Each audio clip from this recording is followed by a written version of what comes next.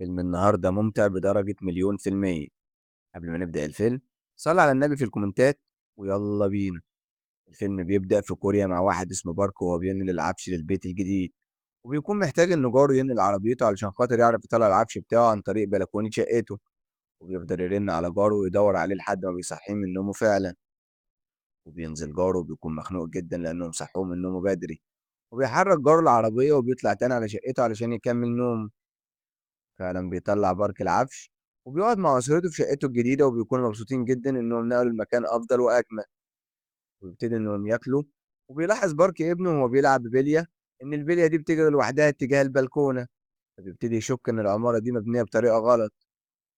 وتاني يوم بيروح بارك لشغله عادي، وبيبتدي أصدقائه في الشغل إنهم يهنوه على شقته الجديدة، وبيعزمهم بارك على الغدا بالمناسبة الجميلة دي. وبيخلّص بارك شغله وبيروح علشان ياخد مراته وابنه علشان يخرجوا بمناسبة الشقة الجديدة. وفعلا بيروحوا لاستوديو تصوير علشان ياخدوا صورة للذكرى وتتعلق في الشقة. وبيلاقي إنه جاره يونج هو صاحب استوديو التصوير، وبيكون جاره بيعامله معاملة قاسية بسبب الانطباع اللي أخده عنه عن أول يوم يشوفه فيه. وبياخدوا الصورة وبعدها بيخرجوا علشان يتعشوا بره. وبعد ما بيخلصوا عشاء بيطلب بارك أوبر علشان يروح على شقتهم. وبيتفاجئ بارك إن سواق الأوبر ده هو جارهم يونج برضه. وبيروحوا وبيكون الجو ممطر جدا، وبيطلعوا على شقتهم. وتاني يوم بيكون يونج جارهم اللي نازل شغله وبيلاقي إن الإزاز بتاع المدخل مكسور، فبيشك إن في حد حدف طوبة وكسر الإزاز. وبينزل بارك علشان يروح شغله، وبيلاقي قدام العمارة إن في شقوق كبيرة في الأرض. فبيقرر إنه مش هيروح شغله وبيكلم كل سكان العمارة علشان يعرفوا مصدر الشقوق دي إيه. فعلا بيتجمعوا ولكن معظمهم بيكون مش مهتم بكلام بارك، وبيقولوا له إنه ممكن يكون شرخ عادي وملوش أي علاقة بالعمارة. وتاني يوم بيكون أصدقاء بارك جايين علشان يزوروه، وبيكون يونج واقف في مدخل العمارة وبيقول لبارك إنه لاحظ إن في تشققات كبيرة حوالين العمارة، وإن ممكن يكون كلامه صح. ولكن بارك بينهي الكلام بسرعة علشان زمايله اللي موجودين، وبياخدهم وبيطلع شقته بسرعة. وبيقضوا اليوم وبيكونوا قاعدين يسكروا طول الليل. وبيجي وقت إنهم يروحوا، ولكن زمايله بيكونوا مش قادرين إنهم يمشوا من كتر الشرب. فبيتصل بارك على جاره يونج وبيطلب منه إنه يوصلهم، ولكن يونج بيطلب تكلفة عالية جدا. فبيقرر بارك إنهم يباتوا عنده في البيت لحد تاني يوم الصبح ويوصلهم هو. وبيصحى صديقه تاني يوم علشان يلحق ميعاد شغله، وبيلاقي إن المية مقطوعة. فبينزل بسرعة ويركب تاكسي، وبيكون سواق التاكسي واقف بيتكلم في التليفون بعيد عن العمارة. وبيكون جارهم يونج بيلف على سكان العمارة علشان يعرف إنه عندهم مية ولا لأ.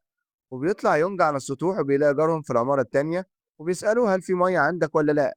وجارهم ده بيرش عليه بالخرطوم علشان يقول له إن في مية عندهم في العمارة وهم لأ.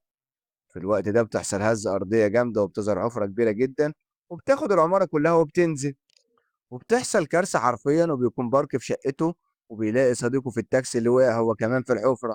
وبيحاول بارك إنه يخرّج صديقه، وفعلًا بيخرّجه وبيسمعوا أصوات استغاثة. فبيجروا علشان يشوفوا لو كان حد محتاج مساعدة وسط الكارثة الكبيرة دي. وبيكون جاره يونج موجود معاهم في الحفرة، وبيقول لبارك إنه شاف ابنه كان بيركب الأسانسير أثناء سقوط العمارة. وبيحاول بارك إنه يدوّر على ابنه ولكن بيلاقي إن العمارة بتنزل أكتر في الحفرة. وبيجي فريق الإنقاذ وبيحاولوا إنهم ينزلوا في الحفرة علشان ينقذوا السكان، ولكن أثناء نزولهم بيلاقوا إن في صخور بتنزل عليهم، وإن ده هيكون في خطر كبير على حياتهم. وبيقرروا إنهم ينتظروا شوية وبعدين يكملوا عملية الإنقاذ.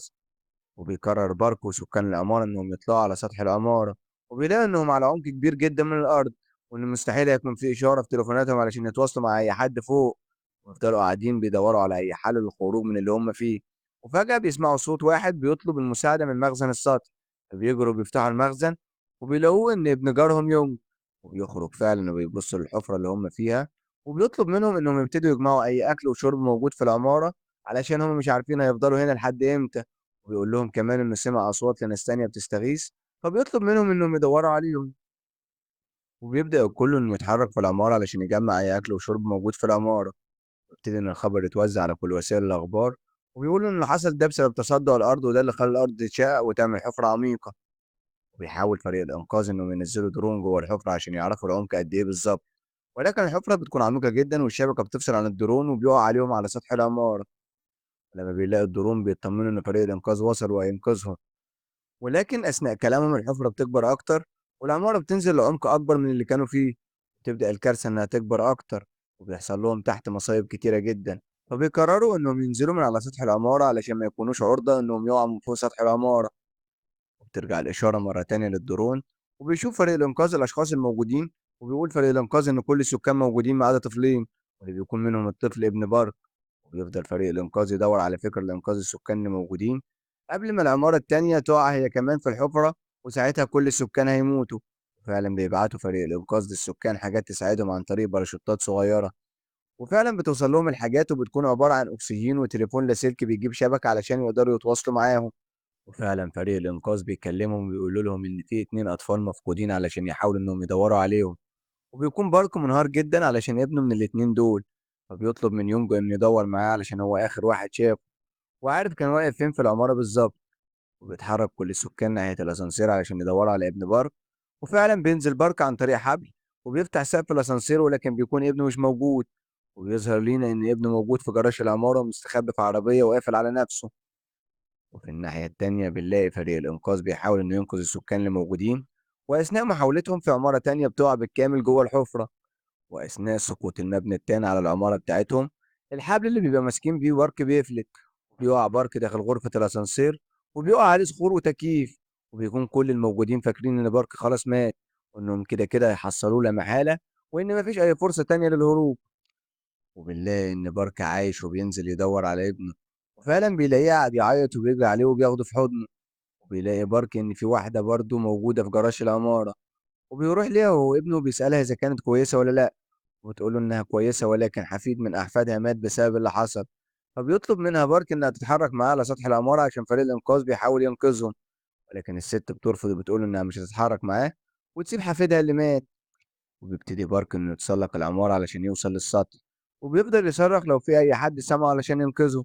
وفعلا بيسمعوه بيدوروا عليه وبينقذوه بيطلعوه كلهم لسطح العمارة، وبيلاقوا إن في مبنى تاني فوقيهم وإن في مية كتير نازلة عليهم. واحدة منهم بتقول إنهم لو ماتوش غرقانين هيموتوا من المبنى ده لو وقع عليهم. وبتبدأ تطلب منهم إنهم يمسكوا في الأمل ويجمعوا أي أزايز مية علشان يطفوا فوق المية والمية ترفعهم. ولكن يونج بيلاقي خزان كبير واقع من العمارة التانية، فبيجيبه وبيطلب منهم إنهم يدخلوا جوه الخزان. وبيقول يونج لابنه إنه بيحبه جدا، وإنه كان بيشتغل أكتر من شغلانة علشان يخليه مبسوط. وبيقفل عليهم الخزان وبيضحي بنفسه علشان ينقذ الباقيين. وبنلاقي إن المَيّة ابتدت إنها تزيد بطريقة كبيرة، وبنلاقي إن المبنى التاني بيُقع، ولكن الخزان بيعدّي من تحت المبنى. وبنلاقي إن الخزان وهو بيطفو للسطح اتعلق في أسلاك جوه الحفرة، وبيطلب بارك إنهم يتحركوا علشان الخزان يتفك من الأسلاك. وفعلًا الخزان بيكمّل طفو، ولكن الخزان بيخبط في ماسورة حادة وبيتخرم، وبتبتدي المَيّة إنها تدخل جوه الخزان وتغرقهم. ولكن بنتفاجئ بيونج إنه لسه عايش وده بسبب أنبوبة الأكسجين اللي كانت معاهم. وابتدى يونج إنه يحاول يفك الخزان من الماسورة، وفعلا بينجح. وبنلاقي إن واحد منهم قرر إنه يحط إيده في الخرم علشان الخزان يكمل طفو. وبنلاقي إن يونج متعلق في الخزان من رجليه. وفي اللحظة دي فريق الإنقاذ بياخد باله منهم، وبنلاقي إن يونج بيفتح لهم باب الخزان وإن فريق الإنقاذ جه ينقذهم. وبس كده يا سيدي، وبينتهي فيلمنا كده. لو عجبك الفيلم لايك واشتراك، ولنا حابين نتكلم عن فيلم إيه الفيديو اللي جاي. كتبت لكم الحلقة مامة نيلي، وسجلها ومنتجها والد نيلي. سلام.